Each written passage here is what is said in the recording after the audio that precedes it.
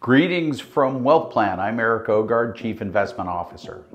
Today we're going to be talking about the much anticipated Fed pivot.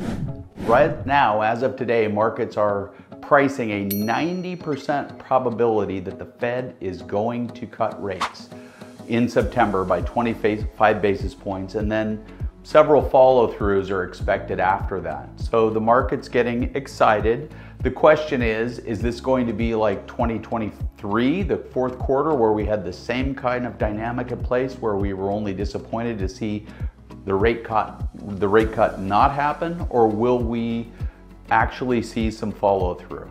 The Fed has said they're going to be data dependent. So in that line of thinking about being data dependent, let's turn our attention toward the eventual rate cut and what markets are doing in anticipation of that. So we know the S&P's up, it's up 15% year to date or more.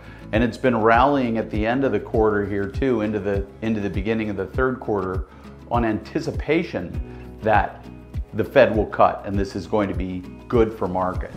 We then turn our attention to what's happening since July 1st and the market's pricing of this potential rate increase. And what we do know is that we've had a big jump start to small caps, which have been lagging tremendously up to this point.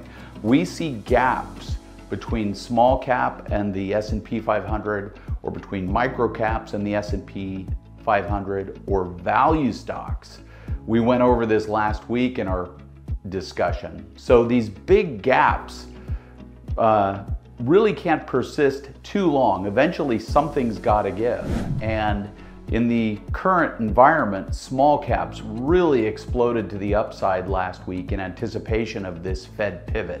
This is why we're calling it the pivot party, because everybody's excited about it. Now, if we look at quarter 4 of 2023 as any indication of what might transpire here in the markets for the next 2 to 3 to 4 months, we can see that initial jump start to small caps was followed through by a very strong quarter. So we could see 2023 fourth quarter being a really strong indicator of what may transpire now. So we see ourselves coming to a head on the small cap resurgence here. And again, it doesn't take too much money to flow to small caps relative to the large cap sector, because there's such a tiny percentage of the market.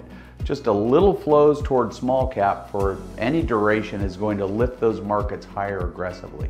Thinking longer term about what's going to happen after the pivot party, and our view is, as always, it's going to come down to earnings. Are we going to see the follow through on corporate earnings? That's going to be the key. Whether the market can broaden will be driven by earnings, and that's where we're focusing our attention. Bottoms up, stock by stock.